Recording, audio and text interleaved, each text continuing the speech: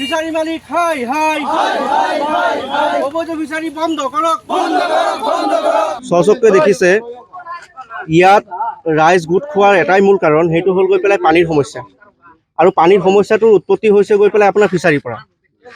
ফিচাৰিৰ মালিকসকলে যিসকল মাটিৰ মালিক আছে তেওঁলোকে অবৈধভাৱে নিজৰ খুচিমতে ফিচাৰিৰ পাৰ ৰাস্তাৰ পৰা 2 ফুট 3 ফুট ওপৰ দি বান্ধিছে আৰু ফিচাৰিৰ পাৰটো বান্ধিছে ৰাস্তাৰ ওপৰতে ৰাস্তাৰ একেবাৰে কিনাৰতে ফিচাৰিৰ পাৰ বুলি এক্সট্ৰাকে একো নাই মানে গড়কাপ্তনি বিভাগৰ মাটিটোৱে ব্যৱহাৰ কৰিছে দুয়োকাষে ফিচাৰিৰ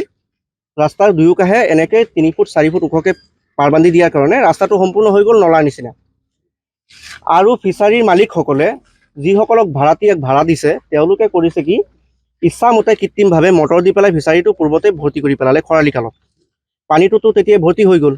এতিয়া বৰষুণ পৰি পেলাই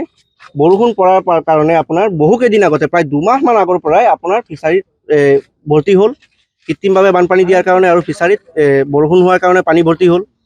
ৰাস্তাত যে বৰষুণ পৰিছে বা ৰাস্তাৰ পানীটো এতিয়া নামিবৰ কাৰণে কোনো ধৰণৰ জেগা নাইকিয়া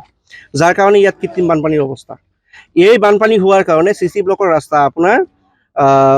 কদমতলাৰ পৰা আমৰাকান্দা গৰাজানৰ মূল পথ সংযোগী পথ এইটো দুয়োটা কাষে আপোনাৰ ফিচাৰিৰ কাৰণে পানী জমা হোৱাৰ কাৰণে 1 নম্বৰ হ'ল গৈ ৰাস্তাটো বেয়া হৈ গ'ল চিচি ব্লক জেগাৰ পৰা উঠি গ'ল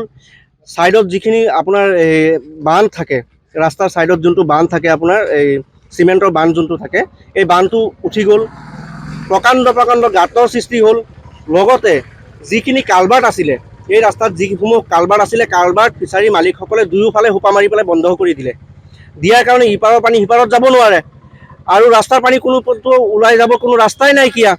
যাৰ কাৰণে ৰাস্তা বেয়া হ'ল পানী জমা হোৱাৰ কাৰণে কোনো গয়া ৰাইজে ইয়াৰ পৰা ইমূৰৰ পৰা সিমূৰলৈ যাব নোৱাৰে প্ৰকাণ্ড গাঁতৰ সৃষ্টি হ'ল প্ৰত্যেক দিন 2-4টা 5টা এনেকুৱা এক্সিডেণ্ট ইয়াত হৈয়ে আছে ইলেক্ট্ৰিক ই ৰিক্সা হওক বাইক হওক 4চকীয়া হওক এক্সিডেণ্ট হৈয়ে থাকে তাৰ লগতে মাছৰ গাড়ীবিলাক টাটা মোবাইল সদায় অগণনে ৰেলগাড়ীৰ নিচিনা অহা যোৱা কৰিয়ে থাকে ৰাস্তাটো সম্পূৰ্ণৰূপে বিধ্বস্ত হৈ যোৱাৰ কাৰণে আমি মানুহখিনি ইয়াৰ পৰা চলাচল কৰিব পৰা নাই বিশেষকৈ বয়োজ্যেষ্ঠ ব্যক্তিসকল স্কুলৰ কলেজৰ শিক্ষাৰ্থীসকল তেওঁলোকে ইয়াৰ পৰা ওলাই যাব নোৱাৰে এই বিষয়ে আমি পূৰ্বতে ফিচাৰিৰ মালিকানাধীন যিসকল আছে আৰু ভাড়াতীয়া যিসকল আছে তেওঁলোকক অৱগত কৰিছোঁ তাৰ লগতে বিনম্ৰভাৱে কৈ পেলাই অনুৰোধো জনাইছোঁ যে ইয়াৰ পানী কোনো পৰ্যায়ে বাহিৰলৈ ওলাই যোৱাৰ যদি কিবা ব্যৱস্থা আছে আপোনালোকে কৰক আৰু অনাগত দিনত এনেকুৱা অৱস্থা নকৰিব দুয়ো সাইডে যিবিলাক ফিচাৰি আছে এইবিলাক ফিচাৰি নাছিলে এইবিলাক পথাৰ আছিলে খেতি আছিলে এইবিলাকক কি কৰিলে মাটিৰ দাতাবিলাকে ফিচাৰি বনাই পেলাই পাৰ বান্ধিছে ৰাস্তাৰ পৰা মানে 2-3 ফুটমান ওখকৈ বান্ধিছে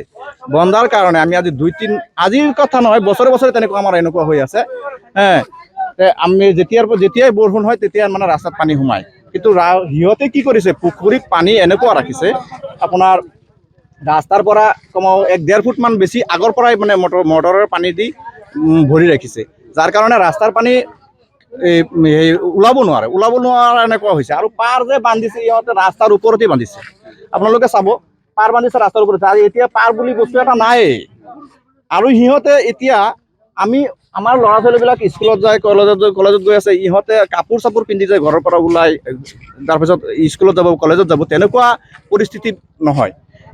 এনেকুৱা অৱস্থা হৈছে ল'ৰা ছোৱালীবিলাকে বেলেগৰ ঘৰত গৈ পেলাই কাপোৰ পিন্ধি তাৰপিছত যাবলগীয়া হৈছে এতিয়া আমি প্ৰশাসনক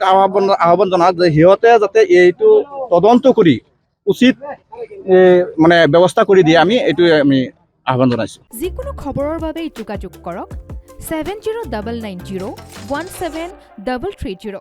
আৰু 7099017110 নম্বৰত